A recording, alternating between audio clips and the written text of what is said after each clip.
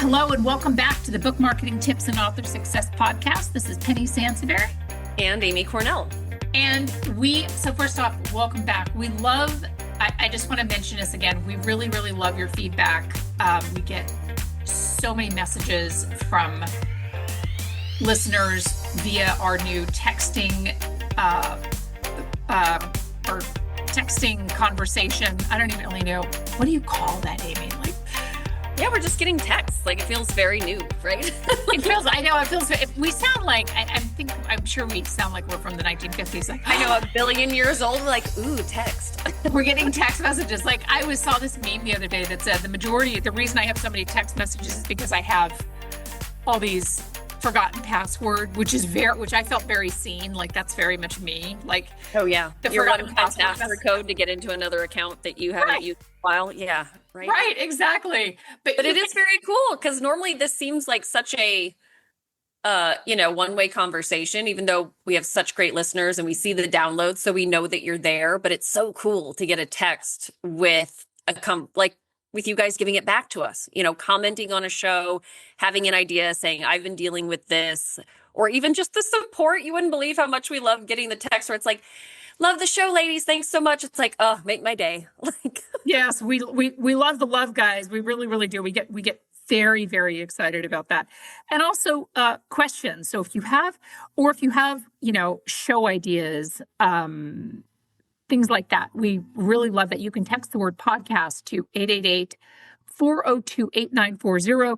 We also really love listener questions. And this is just another reminder that we also love reviews. So wherever you listen to podcasts, we would love it if you would leave us a review. We're not asking for 5-star reviews because that starts to get very weird. No, but yeah, can I say real quick, Penny, whatever you can say to help other authors. I love those reviews, honestly. Oh, that's a great, yeah. As much as we love the love and you telling us how great we are, how much we've helped you, please keep that up. But at the same time, some of the reviews that I get the most excited about talk about how you're applying what you're listening to in the real world, because those kind of comments actually help other authors that are looking for resources, because those mean a lot to them. Saying you love the show is awesome, but saying you love the show and this is why, or this is what I've done, or this is a recent show that I've, actually put into application and it's working for me, that is helping your fellow authors, and that is gold. Yeah, I completely agree with that. And Amy, so we're talking about Amazon ads, which dun, dun, dun. I feel like we need special music. Yeah. Interestingly enough, the header on our show notes was, or the title of the podcast, I don't know if this is going to wind up in the feed, because sometimes we get different ideas and they're oh, this is maybe a better idea. Stop. Currently it says stop overreacting to your Amazon ads. Do this 7-day sanity check instead. I feel like that's a thing. Overreacting to your Amazon ads. I work in Amazon ads all the time. But Amy, this idea really sparked on a Reddit string, right? Yes. And, it's kind of twofold. Obviously, a lot of our clients, we do ads for our clients. And I am always so proud of how much the majority of our clients are looking to learn and understand how this industry works. And they really want to support their brands being successful long term. And so they have questions, and Amazon ads is consistently probably one of the top 3 questions we get, just clarifying questions what is this? Is this working? How do I know if it's working? You know what I mean? Do I need to wait longer? And so we get it from clients. And so we've mentioned this before. We regularly go to Reddit as well, because there's quite a few threads that we follow on Reddit for self-publishing and authors and all of that kind of stuff, book marketing. And this was popular on Reddit as well. So it's not just in our little bubble. This is something that a lot of authors are dealing with, wondering, are my ads broken? Do I just need to wait? Not really feeling sure of when to make changes versus when they need to just watch and see. And I think that would be an awesome, we were this would be a great topic for a show, just to give authors a little more confidence in how this whole process kind of works, and then what to look for. Because I think that's a big one, Penny, is that a lot of people just don't know what to look for. And I don't get into ads, but every once in a while when I get on the back end to help a client with, a login thing, there's so much going on back there. It's overwhelming. Yeah, exactly. And the thing about it is though too, and I get this question all the time when I talk to authors about their ads. So they'll say, well, my ads aren't working. Well, why aren't they working? Well, I don't really know. And that's kind of where this conversation starts, right? It's like the ads aren't, and so that's what we hope to break down in this conversation today is if you're listening to this and you're like, my ads aren't working, hopefully we can figure out why they're not working. So the first piece of this that I think is worth mentioning is that Amazon really wants to be the Google ads of, well, Amazon, right? They want to, they have mimicked, and I used to run Google ads. I hated running Google ads because it's a highly complex system. But the Amazon dashboard mirrored Google ads in a lot of ways, except that it does not, when you start to run an ad in Google, the ad gets categorized as the quote unquote learning phase. And this is something that is really strategic that authors need to remember. 7 to 14 days of data accumulation is needed before your Amazon ads are going to start doing anything. And I know you're like 14 days, like in an age where everything is instantaneous. I get it, but there's a book published every 8 seconds and 9 gazillion people are running ads, not just for books, but for all sorts of things on Amazon. And Amazon has to figure out where they belong. The majority of books don't take the full 14 days to sort of shake out, right? But I see this 7-day window very consistently in terms of if an ad almost won't do anything for the first 7 days. So if you're giving it a 7-day window to do something or decide to punt it, you're really not giving it enough time. Right. Yeah, that makes a lot of sense. That kind of knee-jerk reaction that this isn't working. And, it's funny because that mirrors a lot of what we say about so many other marketing strategies as well, Right. Like making knee-jerk decisions about what's working and what's not without fully understanding the landscape of how it's supposed to work can potentially divert you from something that's really beneficial. Yeah. Yeah, right. Exactly. The other thing that I think is worth mentioning, and I meant to mention this earlier, is that we're going to cite some numbers in this podcast. These numbers often change. So, for example, click-through rate, the number that you're looking to hit isn't always going to stay the same depending on, because the Amazon system shifts and changes. So even my book that I wrote on Amazon ads, within the book, I gave it kind of a window of something to look for. So just know that sometimes these numbers change.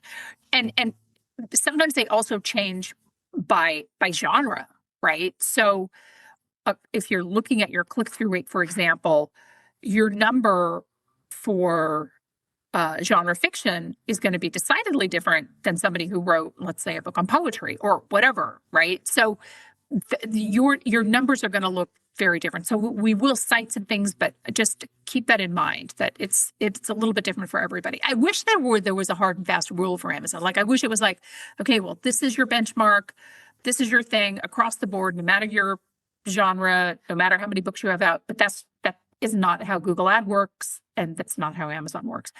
The one thing that I do want to kick off by saying is that across the board, ACOS, average cost of sale, should be ignored. And I'm telling you right now, I know there's a lot of people that love that ACOS. I will die on this hill, and I'll tell you why. So the average cost of sale doesn't take into account that Amazon ads. So I like Amazon ads for a number of reasons. First off, I like them better than social media ads because when you have somebody, when you're advertising on social media, and we actually did a whole show on advertising, which is one of our highest ranking shows. It blows my mind. I don't understand it, but we probably have strong feelings about all the things, and that's what people really like. I don't know, but social media ads, when you're running them, it's hard to get people to click from an ad over to your book, over to Amazon. So you have to have a really good call to action, all the things. And then even then, typically, statistically, you lose 20% of your market trying to get them to click. So I'm not a huge fan of social media ads. Some people do really, really well with them, and that's great. That's awesome. Amazon ads, I love them, not just because obviously they're advertising on Amazon. So you're not paying for visibility, meaning that every time Amazon shows your book, you're not paying for that. You're only paying when somebody clicks. That's the CTR, that's the click-through rate. But here's the thing. So let's say that you're working with us and we're doing your Amazon optimization and we're doing all the Amazon things and we're running your Amazon ads. So hopefully, right, the goal of, strategic Amazon optimization is that your book shows up in more places on Amazon, right? But it's the power of 7. So 7 impressions to your book, message, or product before somebody decides to buy. So from that one placement through the optimization that we did for you, for example, the reader may or may not click on your book. But then let's say, for example, they're back on Amazon and then your Amazon ad shows up and like, oh, there's that book again, right? And then they go on Amazon again, like, oh, now the optimization shows the book. Oh, there's that book again.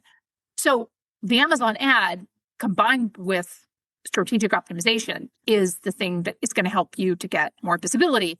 You may end up getting a click because of how many times that your ad was shown to the reader, right? You may get a click and somebody will buy the book, but they didn't necessarily click through the ad. So your ad contributed to the sale.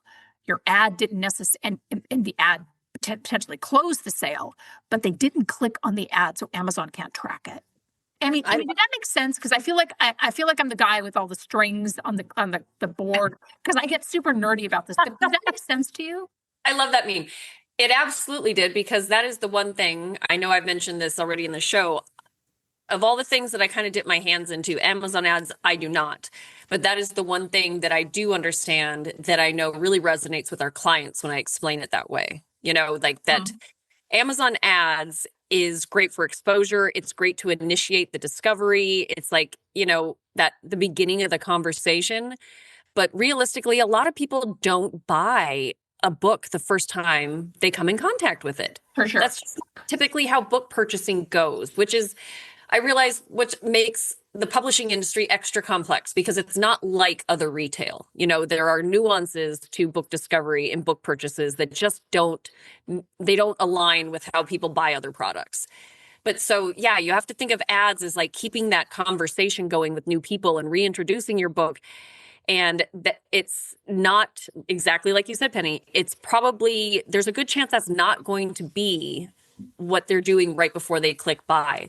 But without that ad, they wouldn't have seen your book in the first place. Right. Exactly. And I think that if we're breaking this down into, so just to kind of stay with like the 7-day, quote unquote 7-day sanity check, the first thing that you want to do is that you want to make sure that you have, right? So keyword alignment, and I want you to hear me very clearly on this, keyword alignment matters more than bid aggression. So you want to make sure that your keyword strings, not singular keywords, are actually fitting the market that you're serving. That's a big part of this. The other thing is, please do not follow guidance that tells you to underbid. Like, I'm just going to put an ad up for a penny. I got to tell you, that's not going to work. Amazon is too smart. They're absolutely not going to work. So, campaigns under, for example, like $10 a day, almost always under deliver meaningful data, right? That's the other piece of it. So I think, day 1 and 2, find your keyword strings, or if you're sitting on Amazon ads that haven't done anything, you may have to, enhance those, burn those to the ground and start over. And Penny, can I ask real quick? Yeah. Hopefully I'm not getting ahead, but this is something else that, I know it exists. I don't want to get ahead in our conversation on this though, that I do try to remind our clients that when you first get ads going, that's probably the most expensive they're ever going to be. That's a great point. Yes. Without any sort of meaningful return or data that you can go off of to know that things are on the right track. Like, so a lot of times I think authors, when these get going, they start to stress out because of the money. And not that we don't fully respect that. Everybody has a budget, like work smarter, not harder. But in order to Penny's point saying, you're not going to generate data with a really low budget. And without data, you can't improve them. So you really have to go into this knowing that the goal is to generate data, and that is going to cost you a bit more upfront. But if you're doing everything correctly, or you're working with somebody like Penny that knows what they're doing, your ads get more efficient, which means you're getting more traction without higher costs in theory, Right, exactly. And a lot of times, when I teach this class, in fact, I just got asked to teach a Amazon mastermind. I think it's 2 hours for RWA, which I'm really looking forward to. And a lot of that is going to be on Amazon ads. You want to start with about 300 keywords. And if that makes you want to turn this podcast off, please don't, because I want to reframe this for you. 100 keyword strings, and you can also use, book titles where appropriate and author names, things like that, saved to different match types. So broad phrase and exact match. So you're getting 100 keywords. You want to really cast the net wide. So what Amy said, super relevant. I'm glad that she mentioned it. Your ad cost initially is going to be higher than you're probably ever going to spend during the entire life of your ads. And it should be that way. And here's why. During the quote unquote learning phase, Amazon is going to present your ad in places that may or may not really align with, like you may get a lot of clicks, but you may not get buys because it needs to be tweaked. And your goal after you hit that, I would recommend wait till you pass that 7-day window, is you want to narrow the highway, right? So you envision like the Amazon ads are like this highway and it's sending all this traffic to you. You don't want an 8-lane highway because that's going to cost you a lot of money. You want to keep narrowing, you want to keep pausing keywords that are, which I know we're going to get to that in day 3, 4, 5, or 6 or whatever, but you want to pause keywords that are costing you too much money and not necessarily selling your book. But the final piece of this, and I think even before we talk about narrowing the highway, which I realize I already kind of dipped into, is cover category and copy, which is your conversion ecosystem. Ads cannot compensate for a mispositioned book. I will tell you, Amazon ads are such a clarifier. Like Amazon ads will tell me, and I know a lot of authors like to run automatic ads. They're easy. You don't have to do anything. You don't have to do any of the search. Like, I get it. Automatic ads can cost you a lot of money if you're not careful, right?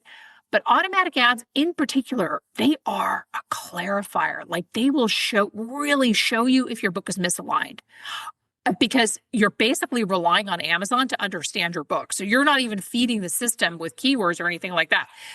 And if you're sitting there and you're thinking, oh my gosh, that's me, your book is mispositioned in some way. And then we have shows on that you should go back and listen to, right? Mm-hmm. But your product page quality impacts the conversion rates way more than traffic volume alone. And this is why I led off by saying, keyword alignment matters so much more than bid aggression. Just keep that in mind.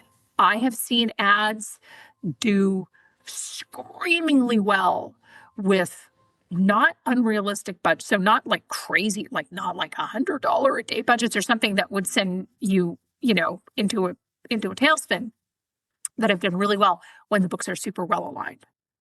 So I'm sorry. I know I kind of ran on with that, but I feel I have super strong feelings about that. No, this is really great because I think a lot of the times why ads are so frustrating or make authors so nervous is because there's so much they don't understand about them. And when you add in the factor of you're actively spending money on something that you don't understand, like that's a scary position to be in, Yeah. So I think that's why revisiting the Amazon ads topic and covering the bases is so important on this show because there's nothing worse than not understanding something that you're spending a bunch of money on, right?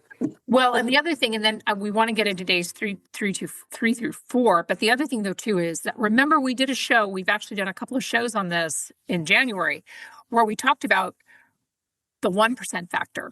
So any changes that you make to your book that makes it 1% better than it was yesterday can help your ads in ways that you couldn't even fathom. So that's the thing about, making sure that your book isn't misaligned. Now, a book obviously that has a bad cover and yada, all the things, that's something we have a podcast for that, right? Right. That's kind of a different story. But keep in mind that a lot of these changes that we're talking about, a lot of these things are really just small incremental 1% movements. So with that, days 3 through 4, do you want to take that, Amy? Yeah. So, okay. Early engagement. You want to watch for early engagement. Look for impressions. Yep. Impressions are really important.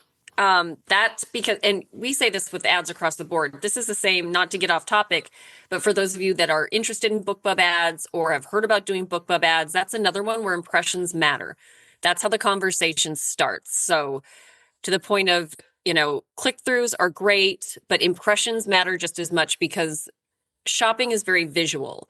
And especially if you've done all your due diligence, you have a great cover, things like that, people will start to recognize. They'll start to recognize your author name, your title, your book cover. So those impressions are good things, that it should not be discounted. If you're, I'm not getting clicks or I'm not getting sales, but if your impressions are doing well, you are doing some of the right things and you're getting in front of the right people. Exactly. If you're not getting any impressions, then Penny, is that typically a targeting problem, a bid problem, a little bit of both? So if you're not getting any impressions, it means that Amazon is not showing your book. So the impressions means that it's showing up on the Amazon retail page. The clicks is when somebody actually clicks through. No impressions is a problem. No impressions means that it's also, much like no clicks is market feedback, no impressions is market feedback, right? I rarely see books that have no impressions. And even when I've done ad dashboard evaluations for authors who are doing them on their own, I rarely really see that. Where I see a problem is when you have really high impressions. So here's the thing. Amazon wants to make money. That's not a breaking news. If they continually show your ad basically for free, because you're not paying for those impressions, right? You're not paying for those, your ad to show up in search, right? They are going to stop showing your book if you have 100,000 impressions and 5 clicks or something. And that's not the exact math, but you get the idea. So that's the thing though, too, is that you really want to watch, you want to have, so ideally, and Amy, I know we want to talk about click-through rate numbers, which again, the caveat to this is that they vary, they can vary by genre also. But just to give you an idea of what the industry-wide is in terms of on other portals, right? So Google search, average click-through rates are 3 to 5% on Google search, right? Google search is a very different animal than Amazon, okay? Display ads on social media, 0.5% to 1%. Wow. So, right? So if you're running display ads and you're like, oh my gosh, yeah. So it's really low. Amazon sponsored products, so just books, is 0.2% to 0.6% average click-through rate. So, but and again, that's just for it's also sometimes very genre dependent too. And if you have something that's in the news, right? Sure. Well, and if we're talking averages, you're also dealing with very well-established books and author brands, right, Penny, that have been there forever, that people are actively looking for and recognize, right? Oh, yeah, for sure. And so they're also, when you figure what's happening in that space too, Yeah, exactly. So you're going to have, a, if you're competing with somebody who is just releasing their next, the next Will Trent thriller, right? And you are a brand new author, and that the Will Trent book, first off, they're probably very unlikely to be running ads for that just because the series is so popular. But that click-through rate is going to be way higher than the numbers that we even called out. Just because the nature of this author has written, 9,000 books and their visibility is through the roof, right? Right. But it definitely skews the average. So when you're talking about, a typical everyday author that is like, well, mine feel low. It's like, well, yeah, but you've got these people that are getting these outrageous click-through rates, right? That are kind of pulling this up and making you feel like you're on the lower end. But, it's all relative at that point. The visibility is really the key one, especially early on. We've already said this, conversions and sales, if you're approaching the beginning of your ads for conversions and sales, you are skipping the points that Penny has already made and making sure those are really well established. and you're setting yourself up for disappointment. So you really want to do these in the right order and make sure you're paying attention to the right metrics, because that'll actually tell you what's working. Because it's very easy to get frustrated if your only goal for Amazon ads is sales on the ad dashboard in a vacuum. Right. Yeah, that's absolutely true. And one of the things that I always recommend to authors is before you start your Amazon ads, take a look at, if you have access to a sales dashboard, whether it's through KDP or through your publisher, take a look at what those numbers are before you start running ads. And that is a much healthier comparison, right? It's a much healthier comparison than looking at ACOS, which, that's the other piece of it though, too, is that the Amazon ad reporting, the reason, not only does it take 7 days for these ads to, start because they're in the quote unquote learning phase, but the Amazon ad reporting, I'm sorry, if they're asking my opinion on what needs to be fixed on the Amazon ad dashboard, that's the first thing. It's like, you've got to get your ad data reporting more real time, because I've had authors that say, oh, I've just seen a ton of sales, and maybe they weren't necessarily directly related to the ads, but the ad dashboard movement for sales reporting is a lot of times very lagging. It's very weird. I don't understand. If Amazon wants to take over the universe with their ads, why they're, seriously, why they're lagging so much in that. It's kind of crazy. The other thing that is worth mentioning too, in regards to impressions versus click-through rate.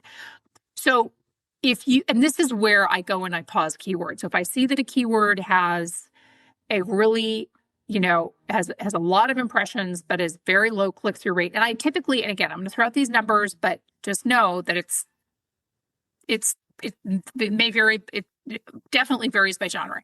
So 0.3% click-through rate is considered healthy. I think it's reasonable, right?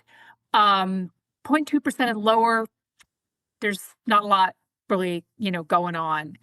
0.4 to 0.6 is really, really, really good. And that's, I think, where you would see, some of this movement. And your click-through rate's also going to go up and down. So especially if you have a book that is more seasonally appropriate too, right? But here's the thing though, if your impressions are high and your click-through rate is low, your ads are going to start to cost you more money. And that's an ugly secret that Amazon does not tell you, because Amazon's like, well, look, Betty, if we're showing your book to all these people and, nobody's clicking on your ad, or, worst case scenario, you're paying for all these click-throughs and nobody's buying it. Well, we're just going to bump up the cost of the price of your keywords. And I've seen them do this. Ugh. It's awful. I know. Yeah, that's bad. It's like adding insult to injury, right? Right. It's like, okay, so not only am I, right, exactly. So not only am I, my ads are not working, but now they're costing me twice as much money. Mm-hmm. Oh, let's talk. I'm excited about click quality. Click quality. Okay. Yes. Do you want to talk about click quality? Yeah, only because this is something that I actually like. Ooh, I can have my hands in this one. So evaluating click quality, and maybe that's not the proper header. Penny could probably correct whether or not I titled my section properly. But what this comes That's awesome. Really what this really comes down to, though, is making sure that what your ad is telling people is what they're getting once they click through. So, making sure that there's alignment between what your ad is promising and what their product page experience is. Yes. And this is something that we talk to clients about a lot. Like, full disclosure for anybody listening, typically we always try to make sure that everything that you have going on Amazon is nice and tidy and optimized and finessed. And there's a lot of nuances to how campaigns end up getting built for individual clients. That, there's budgets, goals, all those things. But I will say, for the most part, we always try to make sure that our clients are covered on Amazon, because it really is that important. So we're talking about your book description, what your cover looks like, are you populating reviews, all that additional retail page content that you can do through Author Central, all of those things add on to the shopper experience, your first impression. And so a lot of times what will happen is that, if it works out that a client's like, no, I've got this covered, I'm working with this person, I'm working with that person, and we're just running the ads, but we haven't had our hands on anything on the retail side of it in terms of the book page, there can be a disconnect. And that's where we start making recommendations. Like you can really improve your ads if we do X, Y, and Z on your retail page. It can really make a huge difference. Yeah, that's absolutely very true. And the other thing is don't run ads on naked books. Yeah, I love that. And by that I mean, if your book doesn't have any reviews, the ads are really going to struggle. And there isn't like a magic number of it's not like, okay, we have to have at least 50 reviews, because then a lot of people would not run Amazon ads for a while, because I know the review process can be a struggle. Right. But you definitely want to have, some reviews on your retail page. If you can have a handful, if you can have 10. Right. Yeah. And we've talked about that before too, Penny, is that there is there's this assumption about a book's age and reviews as well, that shoppers, whether we like it or not, shoppers go by that. So if your book has been out for 6 months, they might be interested. But if it's been out for 6 months and they get to your book page and no one's reviewed it yet, or maybe only 1 or 2 people, like just because of what they are conditioned to look for when they are shopping for books, that is going to stand out to them as not typical. Yeah. If your book's brand new and it doesn't have reviews yet, but everything else, your cover's great, your description's intriguing, you've got all of your other ducks in a row, then I think you're in a better position. But the reality is, for those of you, if your book has been out a little bit longer and your review numbers are lagging, that is going to stand out to shoppers more than if your book is brand new and doesn't have a bunch of reviews yet. Yeah.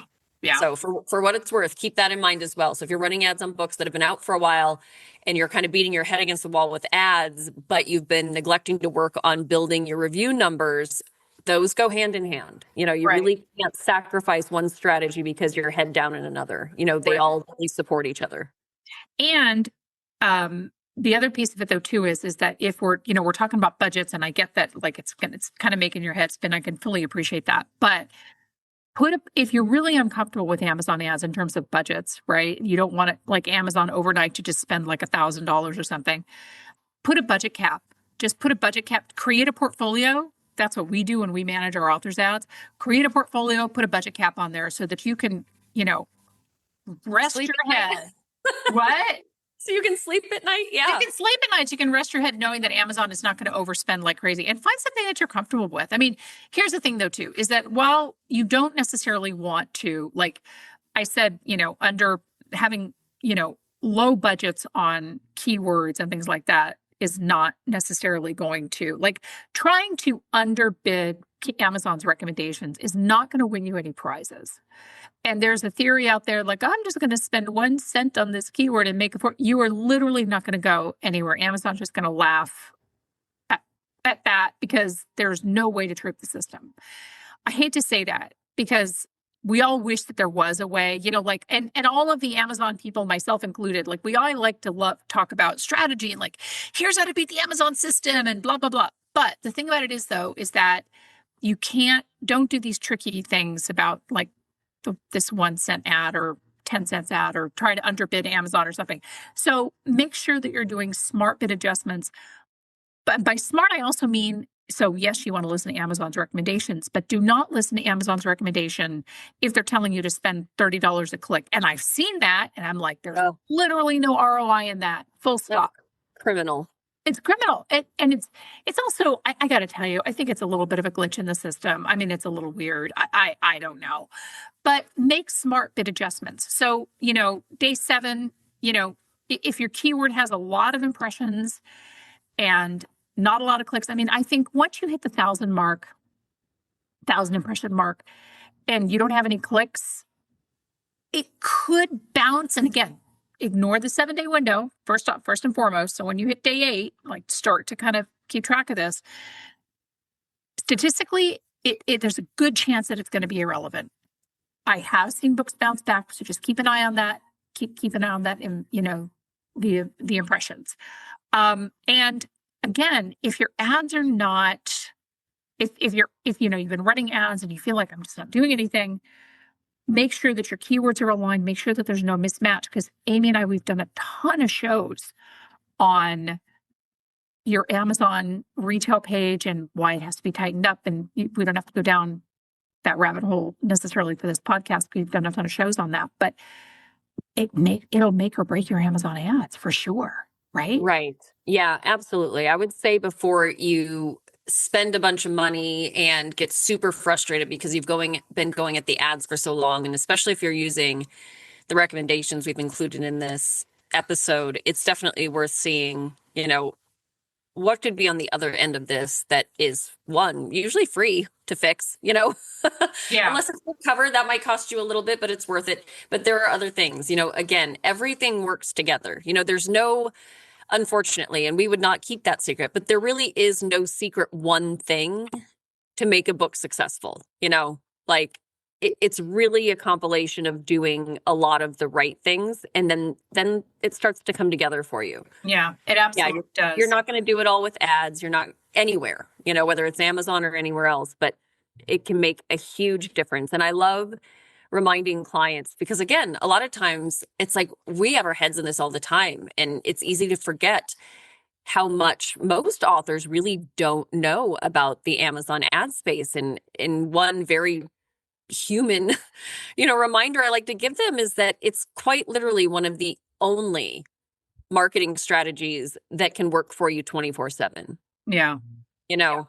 And so that's why we're not getting any portion of any ad sales. So we're not pushing this because it benefits us in any way, other than the fact that it really does. If done correctly and monitored and watched, even if you do have a smaller budget, it really is the only way you can get your book more exposure 24/7, 365, when everything else that you do, while it matters, takes your time, takes your energy, all those other things you have going on. They're important, but this one thing can work for you all the time. So it's worth trying to get it right. Yeah, it absolutely is worth trying to get it right. And, it is if you're listening to this and you're just like, oh my gosh, I don't know about the keywords. I don't know anything. I don't know, I don't really have the time. Start with automatic ads. Just like I said, put a budget cap on there. Be mindful that they can sometimes overspend. Your automatic ads will, at a bare minimum, show you if your book is aligned or misaligned on Amazon. And automatic ads there's really no hiding from automatic ads because they can either figure it out with the clues that you have given them, or it can totally fall flat. And that's a really good indicator of whether or not your book is as buttoned up as it needs to be. Just for, as somebody who has run more Amazon ads than I care to admit without a cocktail. If you're going to be at RWA, you can buy me a drink and we'll talk about Amazon ads and how many, some of the crazy stuff that I've seen when you get in there. But yeah, I would say, if you're coming away from this, you're just like, I still don't really understand. Start with the automatic ads. Just be mindful of the spend, put a budget cap on it so that you're, again, it's not overspending you, and see what it does. And in some cases, we had actually, we'll run category ads, we'll run keyword ads, and we'll run automatic ads for a client. And sometimes, and there's no hard and fast rule. Sometimes the keyword ads outperform everything else, and other times it's the automatic ads. We just, it really depends on the genre. It's very, very specific. So, Amy, did we cover everything? Did I miss anything? Because I feel like I'm just running off at the mouth. Sorry. No, I think this was really excellent. I really do get excited when we do shows that I know are a pain point for authors. We do plenty of shows where we're like, you guys have to know this, whether you know it exists or not. You know what I mean? We're going to tell you about it. But there is an added bonus to covering topics that we know are actively driving y'all nuts. So yeah, exactly. Hopefully this was helpful. And one final thing that I forgot to mention. Do not change your bids daily. And part of the reason, so a lot of times, the knee-jerk reaction is, my ads aren't doing well, I'm going to change my bids. Don't change your bids daily. I only get into ads dashboards once a week, unless for some reason, the book is just going crazy, which is a high-quality problem to have. When you change your bids daily, it prevents the algorithm from learning the book, especially in that first 7 to 14 day window. So just be mindful of that. There's no reason in the world to get into your ad dashboard daily unless your book is just a rocketing bestseller, in which case, awesome. But that just, a lot of times authors panic. and check their ads. And that's not the way to work with Amazon ads. So we love your show ideas. We love your show feedback. So text the word podcast to 888-402-8940. We'd love to hear from you. And your questions. We did a couple of questions on a few shows back. We love it. Send us your questions. Hopefully you'll have a lot of questions about the Amazon ads, which we'd love to answer. Thank you so much for tuning in, and we'll see you next week. Bye.